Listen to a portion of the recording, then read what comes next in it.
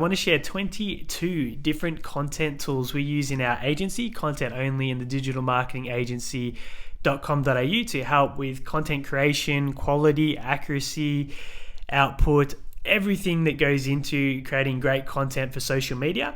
Some of these tools will be new to you and super helpful and relevant to impact your content creation journey moving forward. Some of them might be a little bit more familiar, but I've categorized them into the areas that we predominantly use each tool, so you can decide if you want to explore it and if it's appropriate for you. So I'm going to kick off with the copywriting tools category.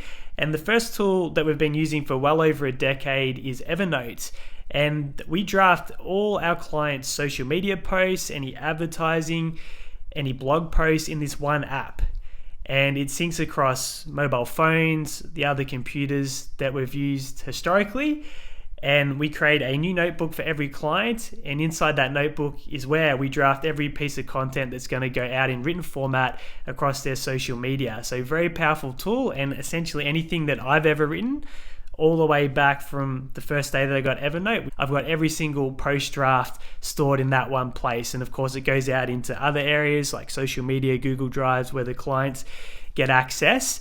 But if I want to pull up any post I've ever written, it's essentially sitting in Evernote, and a great one-stop solution to pull and keep every single thing that we ever write in one place that we can search and find it in a matter of seconds. The next tool is Grammarly. So once we've drafted a content post, we need to check it for spelling errors, typos, punctuation, all those mistakes that can get out when you draft a post and you're in the flow and in the zone. And even if you proofread it yourself, it's very easy to miss something. And more often than not, there'll be a couple of errors in a piece of content when we run it through Grammarly that correct it for us. So that's also an AI tool, and it's free, and there's also a paid version of that. So we'll draft the post in Evernote, put it through Grammarly, and that'll correct any of the typos. Another copywriting tool that's a little bit more recent, and we've spoken about it before, is ChatGPT. The main function we'll use it for is often for repurposing. So taking a longer form piece of copy, could be a blog post with multiple categories and subtitles in it, and to repurpose that into micro social media posts. We try to keep all our client content away from the learning machine in terms of giving it input and getting a duplicate piece of content that already exists in the online world. So we take original content and we'll use a tool like ChatGPT to repurpose, or to give us ideas and to ask it questions that might help. Of course, if that's not as important to your originality and so forth, then ChatGPT can churn out a whole bunch of copy and content for you. It just might be duplicated somewhere else on the web. So they're the three copywriting tools that I wanted to share that get used inside our agency. Visual and design tools are the next category that I'm going to go into. And for graphic design, Canva, hands down, is one of the most revolutionary tools in recent years. Initially, you had to have really talented graphic designers handcrafting pretty much everything back in the early days.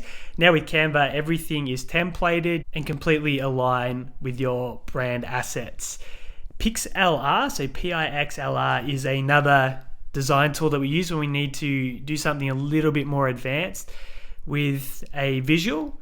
And I won't go into all the functionalities that has, but if we need to go beyond branded templates and basic design, we'll head over to that tool and do some more refined graphic design work, which again, it's a free public tool that you can take a image to and use all the different features to enhance that image or to make any of the changes that you want. So that's Pixlr. The next tool is Camtasia, and that's where I personally do any editing of video or audio-based content. Other members of my team use the software that they prefer. So generally when we bring someone on board, they've got their go-to platform that they'll use for editing. That's a great tool to check out. I think it's by TechSmith, and it allows you to edit, cut, trim, extract audio, enhance the video, and do all those moving parts in a relatively simple to use piece of software that sits on your desktop on your computer. Jing, Jing, is essentially a screen capture app, which is also from the same company, which is TechSmith Capture, I believe it's called now. And if you want to take screenshots or just zero in on something beyond taking a full shot of your screen, Jing is a really cool tool for that. So that sits on my desktop. If I want to screenshot a review or an image or part of a post or something like that, we'll use that to get quick screen captures of whatever dimension we need to capture on the screen. So Jing, if you want to capture part of your screen and get screenshots throughout the day. The next one is Loom, Loom, and that's for screen recording. So if you want to do tutorials, do walkthroughs, demonstrations, tutorials, anything on your screen. It could be to train the team and create systems. It could be to educate your clients, go through a presentation. Loom is a great piece of technology for that. So that's something we often use to build systems and educate our team internally.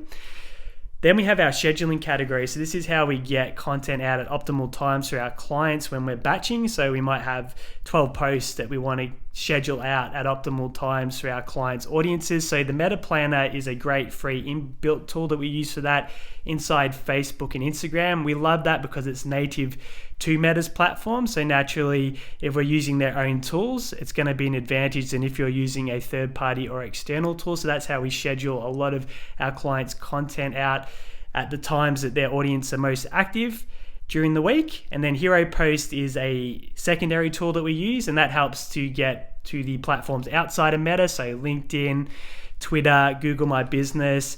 And again, you can put your post into that tool, schedule it out across dozens of different social media platforms in one effort at the times that are the best fit for your target audience. So it's a set and forget piece of technology that automates and batches and makes your time a lot more efficient when it comes to getting content out, rather than sitting and uploading every single manual post yourself.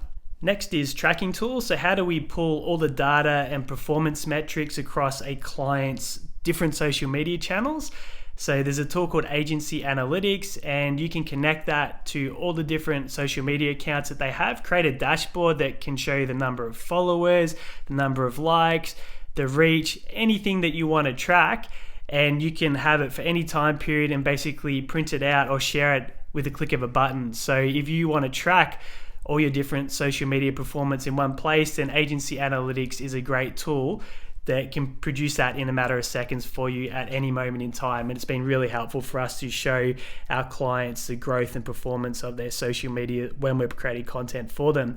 The next category is storage, and I'm sure you've heard of Google Drive. So to share anything with clients, their video assets, their content posts, their visuals, we create a folder for them inside Google Drive, upload all the assets there, and we can all get access. It's also backed up from our Evernote, where the process started with steps like copywriting. So Google Drive's great for shared storage with clients and also backing up your content into the cloud.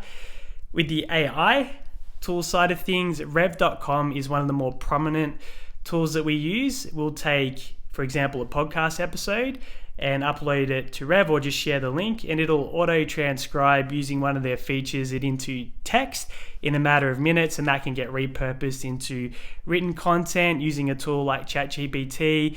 It can get used for indexed and searches, and also used for captions and subtitles on the content itself. So that's Rev.com, and the auto transcript feature is very inexpensive. And as I mentioned, it turns it around in a few minutes, and we've been using that for a number of years. The next tool we've already touched on, which is ChatGPT, which we primarily use for repurposing and to get ideas. You've got many different applications and ways that you can use that. I won't dive too much further into ChatGPT. Opus Clip is another tool, OPUS.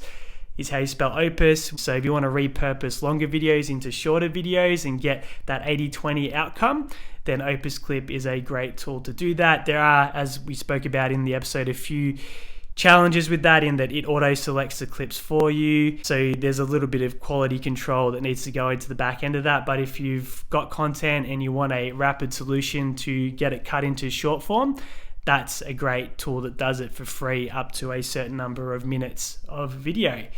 Then there's our podcasting tools category. So when it comes to podcasts for ourselves, and we also are rolling out a service where we will produce your podcast for you. and we'll host it, we'll write all the show notes, we'll edit it, do the intros, outros, and then repurpose it into content for you. So you've got a set and forget content solution from one effort. So if you're interested in having a chat about that, or you've always wanted to start your own podcast, just send me a message on Instagram. You'll see instructions there in the show notes. We can have a chat and share the ideas that you have for the podcast. We use BuzzSprout, and that's the hosting platform. And what that allows us to do is to upload the episode, and that will distribute it along with the show notes and everything that goes into that, the branding, across all the different platforms. So Spotify, Apple, Amazon, and any other major listening platforms that you might want to connect that with. So again, it's very leverage for that one upload effort, get it out across all the different listening platforms. And there's a physical tool, which is the Rode microphone that we use for sound on the microphone. So it's not a technology tool as much as we've been talking about, which are online softwares and so forth. But the Rode microphone that you can pick up on Amazon for, I think it's around $200, is what we use for the sound quality with podcasting. And we'll go to research tools. So getting content ideas can be challenging at times, and coming up with fresh topics that are relevant to your target audience. So there's a series of different technologies that we use. The first one is Google Trends. If we want to find topics that are taking off in a particular industry or niche, it could be today, or it could be over the last 30 days or even longer, and get our clients to be talking about these areas that we know are building up in momentum. The next one is the Google Keyword Planner that targets what people are typing into search engines like Google, and know that there's a high volume and low competition. So it might be a blog post or article. We'll go to the Google Keyword Planner and find those opportunities there. VIDIQ is what we use for the video version of that. So if we want to target what people are searching for on YouTube, or simply get ideas for videos, we'll take a keyword to the VIDIQ software, put it in there, and find low competition, high search opportunities that we can create content for moving forward. The search bar is another very simple tool that we use to get content ideas. So if you go to Google or YouTube and just type in a keyword like content marketing, we look at the 10 search results underneath that and know that's what people are typing in. And there's some great content ideas that we can pursue if they're a fit for our target audience. And then the next research tool we use is best hashtags. So if you Google best hashtags, I think it's best-tags.com, something like that, and it'll help you come up with the relevant hashtags to use on the content that you're putting out on social media. As a rule of thumb, you want to use between 3 and 5 per post when you're uploading a piece of content to social media. So a bonus tip for you there. And one more tool I wanted to share is on the communication side. So when we liaise and interact with some clients or amongst the team, Voxer is how we do that. We found that that's most efficient. You can literally use it like a walkie-talkie. You press and hold down the button, speak into the microphone, send a very efficient 20-second voice memo straight to your client or team member, and they can come back and respond. We found that's much faster than email and other forms of communication. So Voxer, Voxer, is another tool that we use.